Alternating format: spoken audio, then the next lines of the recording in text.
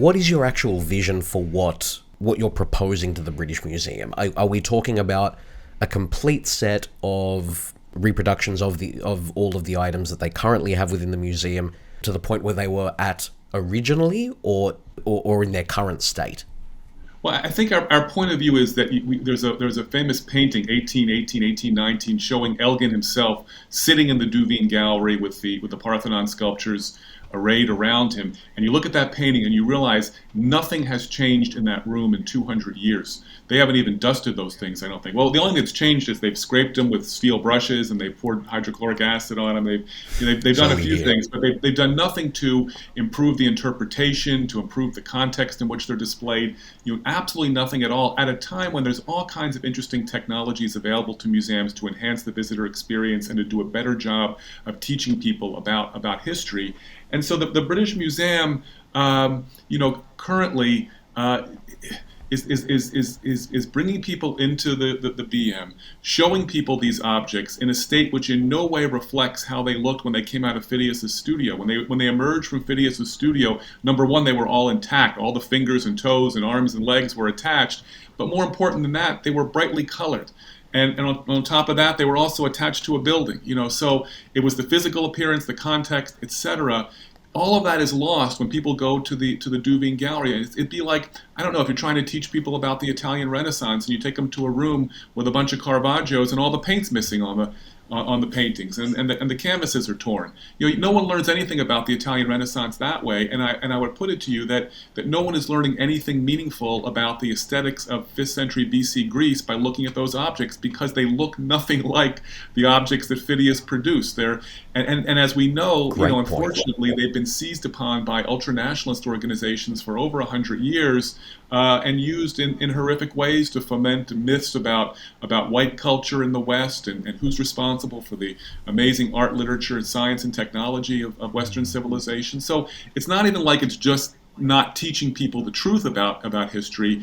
It's teaching people in a way that has been abused in horrific ways by pernicious organizations. So I think there's all kinds of reasons to think that what we're doing, and whether it's our project or somebody else's project, but that there are technical solutions to this. That there are things the British Museum could and should be doing to exploit technology in a way to allow them to do a better job of what they claim their function is. That is to educate people about history. And they're just not doing it now. And whether they choose our reconstructions, and we've offered to do various versions. We've offered to regress these things back to the state in which they existed when they were first carved. We've offered to restore the colors. We've offered to do all kinds of interesting things that I think will get people excited, but more important, give them a real sense of what these objects are all about.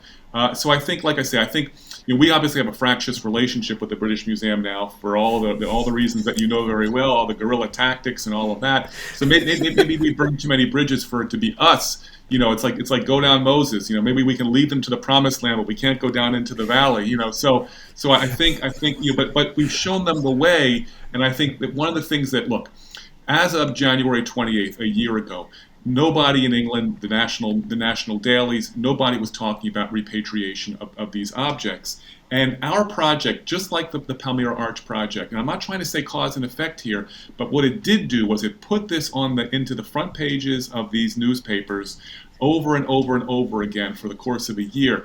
January 28th, we announced this project with Ambassador Raptakis. 2 weeks later, on Valentine's Day, February 14th, the Times runs on page 3 a massive story about our project, great photos, great text, but then more important, the lead editorial that day was a specific endorsement of our project and also a specific statement from the Times: these things have to go back. And that's reversing 200 years of editorial policy at the national paper of record. So, and then from there it just went crazy. All the national dailies ran it. We're on the BBC World Service, and then papers all around the world. And then just radio, and then it all happened over again over the summer when the objects began to appear for the first time in the actual stone, and then again, of course, in November when Sir Simon Jenkins and I unveiled the first object, the Selene horse, for public view in London. So this project has managed to keep this top of mind for a very long time. And I have to say, we've also worked behind the scenes. We've done our best to chat with the trustees that we know, to sound them out, to talk to them about why we think it's important to make this change now. And then, of course, we had the benefit of the zeitgeist. I mean, people are talking about the Benin bronzes, the Cambodian objects, all that's in the air. UNESCO in 2021 makes their decree that, look, these things have to go back. So a lot of things were coming together, and we're not trying to claim credit for, oh, this is the, we're standing on the shoulders of giants here, and on the shoulders of lots and lots of people whose names we don't even know. We came along at the right time, but what we did do was we got this into the public eye in a sustained kind of way so that people had to have these conversations. And I think that maybe the most important thing we did was to really challenge the BM, who for 200 years have been saying, oh, we need these objects to teach people about history, and won't it be a shame if they go back to Greece, because then people won't have a chance to learn about history. And we said, wait a minute, you are not teaching people anything meaningful about history. If you're serious about teaching people about history, we'll show you how to do it, and you don't have to let us do it for you, but we'll show you how it can be done. And you can pick somebody that you like better, who doesn't bug you as much as we do, or whatever it is. But we'll show you the way, and we'll point out the extent to which that what you're saying about that why you need these sculptures is bullshit. It's absolutely not true that they're doing anything meaningful to teach people about history with objects that don't look like the objects that were created in 5th century BC. It's just a fantasy recreation of something that never existed. And so I think that was that, by challenging them in that way, by showing them how technology can provide a solution, but also showing them how excited people can get about technology. I mean, imagine going into the British Museum, and instead of seeing the same thing that Elgin saw in 1818, you see an amazing exhibition that allows you to regress these things, that shows them somehow in context through virtual reality or augmented reality. Suddenly they're back on I think on the Parthenon. So I think we've shown them how excited people can get about technology, in addition to everything else. So I would say we provided a pretty strong template for success for them, and I think we've also done a great job of getting this in the public eye in a sustained kind of way so that people kind of have to pay attention. It's just not going away, and George Osborne desperately wants it to go away. He wants people to stop talking about this. He wants them to stop talking about Benin. He wants them to stop talking about Cambodian objects. And until these things go back, no one's going to stop talking about all of those things. So, look, George Osborne is a very good man. He's a very smart man. He's a very savvy guy. You don't get to be chancellor here in the UK. You don't get to be editor of the Times here in the UK. I mean, he knows something, and he's done a great job, I think, of shepherding this through in a very short space of time, because he came out within a month of our announcing this project and said there is a deal to be done here.